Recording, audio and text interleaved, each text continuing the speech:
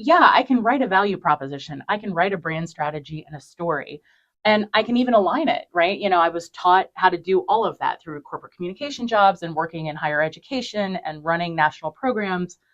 But what you can't do is actually make it about you until you like, know, and trust yourself. And you hear that in marketing all the time, right? People buy from you when they like, know, and trust you. But until you can do that for yourself, there's no way that you can do that for anybody else.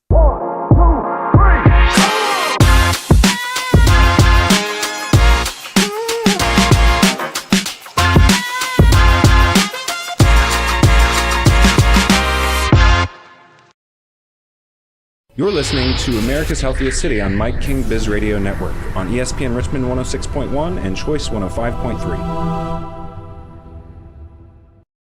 Good morning, happy Thursday, and welcome to America's Healthiest City. I'm your host, Will Melton, and today I'm in the ESPN studio with Michelle Mercurio.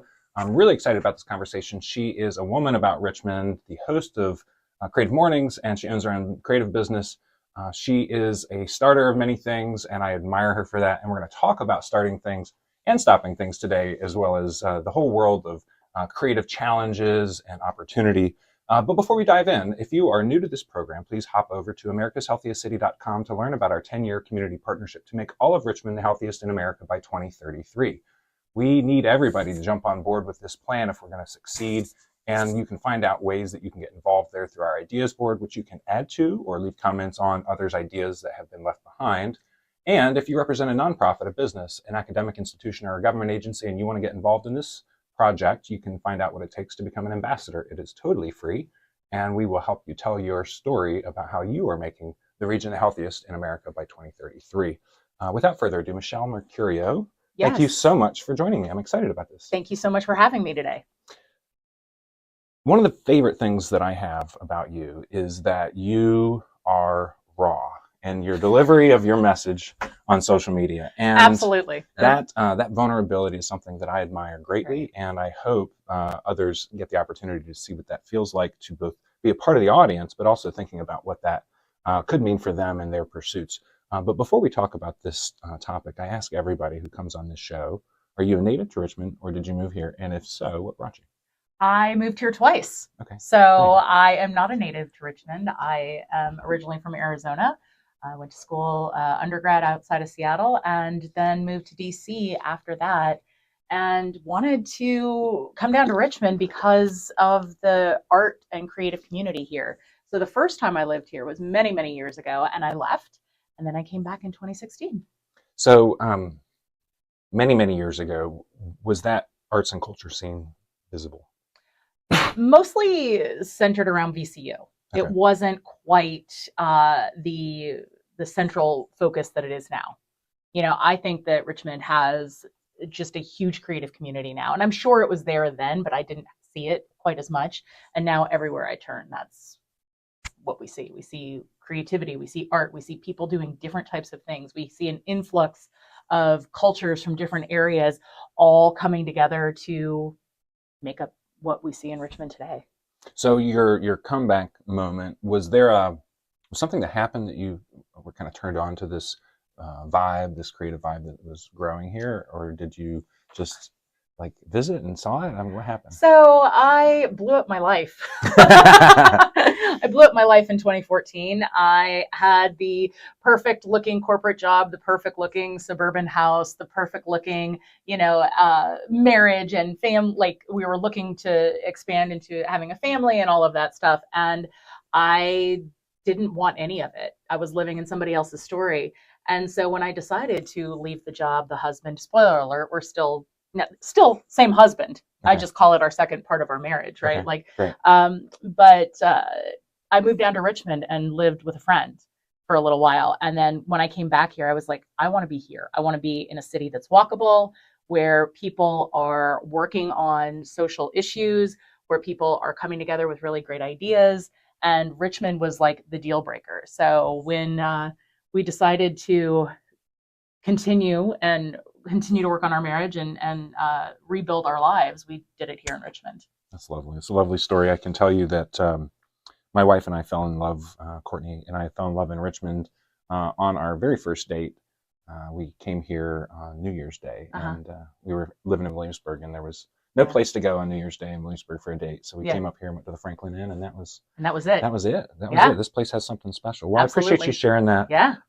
So I'm going to let you describe to our audience who you are, because for me, you're a lot of things. I see you in a lot of different venues and a lot of different videos, and you talk about a lot of different things. But just for the sake of our audience, maybe give a little bit of a background on how you arrived at where you are today. We heard a little bit about your corporate job and your Sure. blow up, but since you've been here in Richmond this time, what has been that story that has kind of been your narrative?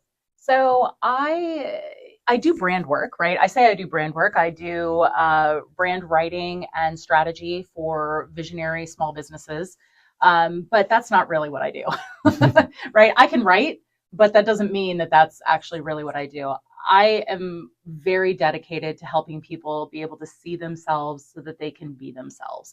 And in order to do that, in order to be able to tell your story and make progress in the things that you really are skilled at, the things that are part of your purpose, the things that you're just doing in your life, you actually have to undo a lot of internal narratives in order to really discover who you are.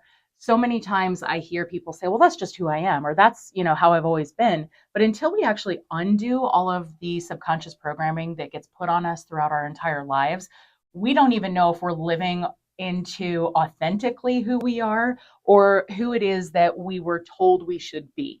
So a lot of my work, whether it is brand strategy, whether I am reading tarot cards for people, whether I am hosting a mindful retreat, it's really about understanding the narratives that drive us first, reconnecting to the things that are really like our biggest values, the things that we see as part of our vision and why we're here, and rediscovering those things. Because a lot of the times, day in and day out, we are doing the things. It's really easy to go onto autopilot. It's really easy to have a to-do list and then have that be your life. And the whole goal of that, if you want to have a meaningful, authentic life, is to undo everything inside first. So, yeah, I can write a value proposition, I can write a brand strategy and a story, and I can even align it, right? I was taught how to do all of that through corporate communication jobs and working in higher education and running national programs. But what you can't do is actually make it about you until you know, and trust yourself. And you hear that in marketing all the time, right? People buy from you when they know, and trust you. But until you can do that for yourself, there's no way that you can do that for anybody else. That's such an important lesson, and I'm sure we'll talk about it more throughout the program. I think it's something that I'm having to relearn constantly, and I think that we descend into these narratives when things don't go our way, Right. or you try one day and nothing happens one day, and so the next day you don't try again because you thought, well, nothing happened when I did this yesterday, but it takes longer than that. So it's all about consistency. Yeah, yeah. Well, I appreciate that perspective, and another perspective that was shared on this program many months ago. Catherine Blessing from the Virginia Museum of Fine Arts visited us, and she challenged me. She said, in your list of metrics of what makes a city healthy, you're missing creativity. And I said, before maybe a couple of years ago, I would have said, well, that's probably not that important. But now, for whatever reason, whatever I've learned the last couple of years, I recognize the virtuous cycle of creativity.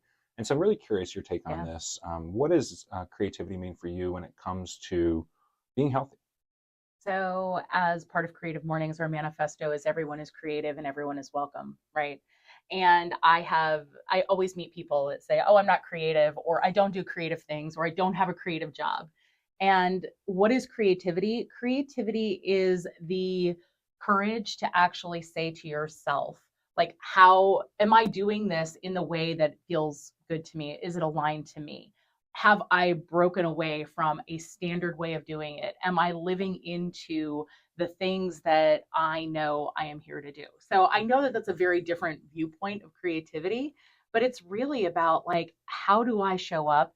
Am I willing to try things? Am I willing to have curiosity and say, maybe I'll give this a try, do something a little bit different?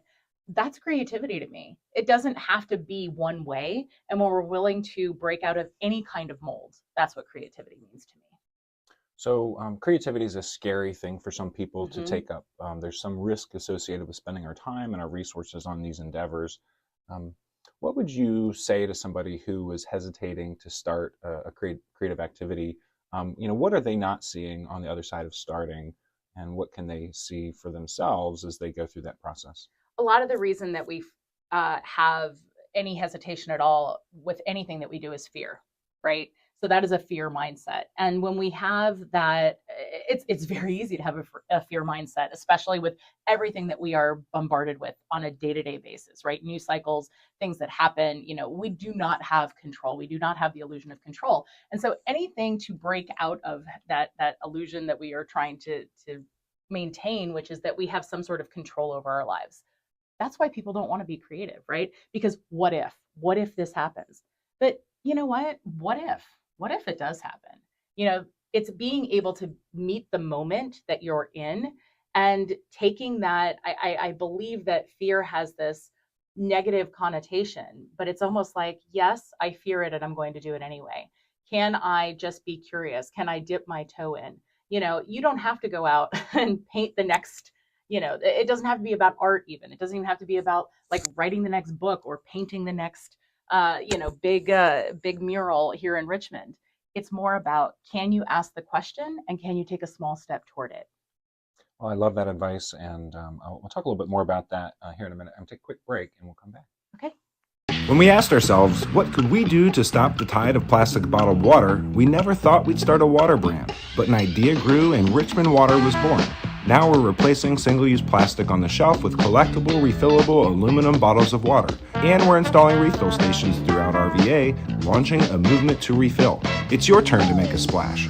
Find your bottle of Richmond Water or add refill stations to your next event at drinkrichmondwater.com. That's kind of cool. Welcome back to America's Healthiest City on ESPN Richmond 106.1, part of the Mike King Biz Media Network. I'm your host, Will Melton, and if you're tuning in for the very first time, I am in the studio here with Michelle Mercurio from Michelle Mercurio, LLC. You got it. And the host of Creative Mornings. I don't get everything right, but I don't care. We're going to keep going anyway. There's no such thing as perfection. Right. Well, that's what we're talking about. So I want to get back into this conversation about creativity and the fear. There are some folks out there who I know think to themselves, well, I don't have a purpose in life. And so they might say, well, I don't know that I want to try anything because any of it's just work or any of it's going to have some kind of cost or some kind of risk. I know those people exist out there. I know some of those people pretty well. I'm curious what you think about that narrative and how folks might consider overcoming that or trying to break through that. Absolutely. Absolutely. So it's a really daunting question to think about what your life purpose is. If everybody could answer that question, or if anybody can answer that question, it's only done after a lot of work, right? So I don't think that a lot of people, and I too know those people, right? I don't think a lot of people want to put a lot of stock into that because it feels daunting. It feels like then you will have to go and take up the sword and charge forth and make progress on that thing. Your purpose can be something as simple, though, as something that you loved as a child. And when I think about those narratives, when I think about why people don't make progress, it's mostly because we have been taught and conditioned to see that things don't always work out, right? So we hold a lot of things inside. This is where a lot of inner work comes in. You would think that with brand strategy and putting things out into the world, it's more about like, what do you say? How do you put that into, talking points? How do you break it up into, actionable bite-sized pieces for a strategy? Everything that we do comes from this inner work, though, of how do we feel? How do we think? Are we curious enough to actually want to go toward those things? And a lot of that fear does stop us. So here's like 3 things that you can do right away if you are questioning what it is that you think that you want to be doing. Am I feeling the way that I want to feel today? I'm not saying that I always feel the way that I want to feel every single day. That is not the goal. That is not the goal, to control how you want to feel, right? But if you are constantly feeling overwhelmed or depleted, or that you're not doing something that is really bettering you and the world around you, then that question is valid, right? So I have a little exercise that I do with that all the time, which is just like write down some of the things that you do during your day, from getting up to brushing your teeth, to getting ready, to going to work, to interacting with others around you. And like write those things down and writing a little plus sign or a little negative sign. Like plus sign if it's fueling you and giving you energy, negative sign if it's taking away, maybe a little circle or a little dot or a little squiggly line if it's just neutral. And the whole reason to do that is we think that doing purposeful work is exhausting, but what's actually exhausting us are the things that are not for us. I love that. So when you get to that point, when you get to that very first thing, all of a sudden, that question, how am I feeling, actually is probably what is blocking you from taking that first step. So the other thing is, so I said I had three things: the feeling question, the what is my story? What are my personal narratives? Personally, you said that you admire this about my social media, so I'm going to get right into it. There are a lot of different things that I recognize from my childhood, from my life growing up, not necessarily from my parents, although there's a lot of, people that I have worked with throughout my life that have wounds from family. Mine comes from different places, but it was like abandonment, fear, like not good enoughness. There's a lot of imposter syndrome, right? These are all things that came from somewhere, and that often stops us from taking that next step. So if you can examine your own narrative and start to work on understanding where those things came from and clearing it in the body and in the mind, it becomes a really different game when you want to start taking purposeful steps. So what are you feeling? What are your narratives? And then really just kind of reconnecting inside that third part, right? So the feeling, the narratives, and then the reconnecting to, actually, the third one is really about connecting to the physical self. So reconnecting to that self that you are doing right now.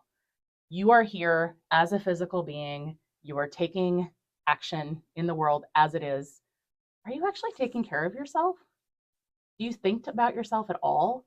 Are you doing for others all the time? Are you on autopilot? What does this human need?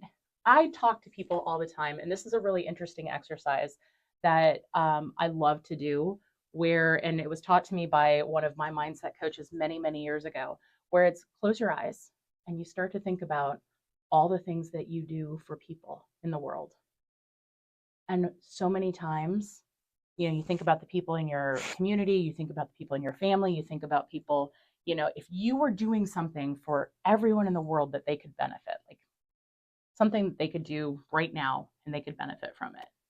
Do you ever put yourself, when you're thinking about the other people you serve, you are people too. And if you're not paying attention to this physical being, you're not actually going to feel like you can actually make any kind of progress. It's going to feel hard. I love that. I think a lot of that resonated with me and kind of my journey through life, and that imposter syndrome, that not being wanted sort of feeling that comes from a bunch of silent interactions, things that are happening that nobody ever said anything. It's just it's what happened. Right. So I appreciate that a lot. So I want to shift a little bit here and ask this question about, where are we going? I think one of the things that resonates with me as a person who's in the brand and marketing space is that often I talk with people who say, I want to hire you to do this great stuff for me. And I'll say, well, what are your goals? What do you hope to accomplish? And they don't know. And I'm like, well, I can't help you. I cannot do for you what you're asking me to do. If I have every single client that comes to me, they want to do these things, but they never realize that communications and marketing are actually tied to the bigger goals in life. And I have a 5 goal maximum that any time of year, and I'm going to let you actually finish your question, but it's so funny to me. You got it. Keep going. It's so funny to me that people don't realize that you have to actually have a place that you're headed, and then you have to tie the campaigns to that, and you also have to tie the things that are innately part of you. I work with so many different people, and people, like, they see my marketing and they're like, oh my God, I could never be on camera like that, like you are. I could never. And there was many years that I couldn't do that either. Okay. So I'm not trying to turn anybody else into me, right? Your brand might not be your name. I chose MichelleMercurio.com. That's, LLC. That's what I do. That's part of, what I'm out there in the world as. My other business, Your Resident Witch, with the tarot and mindful retreats for evolving souls, that's a different thing. But you know what? The reason I'm there is because my whole goal in life is to help people see themselves and voice who they are on the inside underneath all that programming and do that. So that's why my marketing aligns to that. Other people, I work with people that don't even do social media, and that's okay too. But you can't market something if you don't know where you're going. So, what was the rest of that question? You answered the question that I didn't ask. Okay. But no, that's I think that's the thing. And I think when you tie that back to people without a purpose, I think there's an opportunity to plant a flag and say, you know what, I'm going to pick something and I'm going to work on that because I'm not quite sure yet. But the pursuit is full of these gifts that come along the way. No one is born knowing, well, I'm not saying no one. There are a lot of people that are not born knowing the goal that they have. There are very few people who are, right? And the thing is just trying it, just stepping out. You are not married to that goal. And even if you are, if you leave it, it might get better. Okay. So all I'm saying is these goals come out of you trying things. It's not the perfect plan on a piece of paper, right? If you wanted a plan to do anything, you could Google it. AI nowadays, we talked about AI. We were talking about this before the camera came on. You can have every single plan. It doesn't mean it's your plan. Right? The only way you can find out your plan is if you understand yourself and then you spend time trying and being curious and moving towards little things until something lights you up and you go, aha, and you put that big plus mark next to it. You put that energy into it. And then all of a sudden you're like, this is the path. And the rest of the path isn't there until you start stepping onto it. And nobody knows what your plan is, so they can't assess you against the plan that you're trying to assess yourself against and all that false narrative stuff that's going on. And if they are trying to assess you, what are they doing? Yeah, good point. Advice I've shared with many clients who tell me about their competitors all day long. And there's no such thing as a competitor in my book. Yeah, I love it. I want to read it. I'm going to take a quick break, and we're going to get back into this program because you and I could talk all day about creativity. I want to make sure we get some time in for Creative Mornings. Absolutely. Thank you for listening to America's Healthiest City on Mike King Biz Radio Network. Good morning and welcome back to America's Healthiest City. I'm your host, Will Melton, and I have Michelle Mercurio here in the studio. We're talking about creative mornings, creativity, brand strategy, and all the things that get us out of bed in the morning. Absolutely. I want to talk about creative mornings. I've had a number of guests on this show who I have found through being an audience member at Creative Mornings. I'm signed up to go this Friday, and I have to give my ticket up because I have another interview with one of my year-end guests, but Courtney will be there. Tell me a little bit about what compelled you to get involved in Creative Mornings, and I know you were not always the host, so at some point that opportunity opened up. Why'd you say yes to it? And just for those who don't know what Creative Mornings are, maybe she'll share a little bit about the national presence and international presence that Creative Mornings has. Absolutely. Creative Mornings is a global organization dedicated to welcoming creatives in local cities gather face-to-face for a breakfast lecture series. Here in Richmond, we are part of a network of 286 or so, sometimes the number fluctuates a little bit, chapters around the world in 69 countries. Tens of thousands of people attend every single month in different areas. Here in Richmond, we meet on the third Friday of the month, except for in December when we're on the second Friday because of the holidays. And it's always free. We open the doors at 8:30 on that third Friday. Program starts at 9. You're out by 10 and back to work. And we actually have something that if your boss doesn't want you to go, like you can email that richmond@creativemornings.com and I'll send you a little link and you can talk about why you should come. But here's why you should come. We gather through this global theme every single month. So all of the chapters around the world have one word that they focus on. We gather a speaker and they come and they talk about their life through the lens of that theme. They're not giving a lecture about the theme. They're talking about things that feed them, things that fuel them, how they approach it creatively. And there's usually some takeaways that come from it as well. So how I got involved is a friend of mine dragged me to my very first Creative Mornings. Oh my gosh, 8 years ago? 8 years ago? Before you felt comfortable in video? Yeah, way before I felt comfortable. Way before I felt comfortable getting up in front of hundreds of people every single month to wing a program, right? But yeah, that was 8 years ago. And I ran up to the host at that point, Doug. He is the person that started Creative Mornings here. And I said, oh my gosh, I have to be involved. And I started doing their social media and some communications.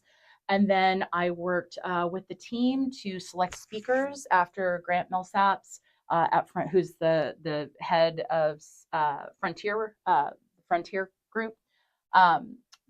When he gave up speaking, he's like, all right, you got to bring in the speakers. So I brought in the speakers. And then during the pandemic, Jolinda really wanted to step down as host. And she's like, look, you have a presence that can happen online. Can you do this? And, I tried to pull in other people with me, but nobody wanted to come. So I took on the host role, and I'm really grateful for our team who helped bolster all of that. And Jolinda, who helped give me that opportunity. And then we returned back into live in-person events. And so the reason you should come to Creative Mornings, we are 100% volunteer led. Our team is amazing. Lindsay George, who has been on the team longer than I have, Lauren McKnight, who was a founding member and is a part of our board, Benita, who does our partnerships. We have so many wonderful folks on that team who are just dedicated to being creative and putting on this event every single month. Every month it's a different kind of speaker. We have people like whether they're artists or muralists, or I'm trying to think of all of my favorite people, right? We had Evram, Sabrosa just went through a whole bunch of things here in Richmond. I cried. That was my first Creative Mornings, and I cried. I cried too. So did Evram. And then he made a great joke. So if you haven't seen that episode or that one, it's one of my favorites. Although there are so many favorites. And you can get them on YouTube. Yeah, you can get them at actually just the creativemornings.com/RVA talks. If you hit that talk, every single speaker is on that site. Wonderful. Well, we've run out of time. How did that happen? I don't know. We talked for too long. So let's do this. I want to make sure people know how they can get in touch with you out in the world. And if you have a name at the ready of somebody we need to interview in the future who's making a difference in the community, I'd love to hear it. If you don't, it's okay too. Yeah. So Ashley Williams, who's running the Well Collective, I have two. I believe that what she's doing for wellness here in Richmond is going to go global. Also Hamilton Holloway, who is really about civic and social engagement. And what that looks like with wellness. You need to talk to both of those people. Okay. And then finding me, you can find me on LinkedIn, Michelle Mercurio. You can find me on Instagram at Mishmerc, MICHMERC. And then Creative Mornings, you can find us at creativemornings.com, and on Instagram, creativemornings_RVA. Well, Michelle Mercurio, I am so grateful you came into the studio to share your many nuggets of wisdom. I'm going to come and listen back to this episode because I'm sure I didn't get it all absorbed. But for those listening out there, I'm sure you were able to take it away. If you did miss any part of this episode, you can please subscribe at podcast.americashealthiestcity.com. You can also find us wherever you get your podcasts on, YouTube, LinkedIn, Instagram, all over the place. So, this was America's Healthiest City on ESPN, Richmond 106.1. Thank you for joining us, and catch us next Thursday at 6 a.m. for another episode.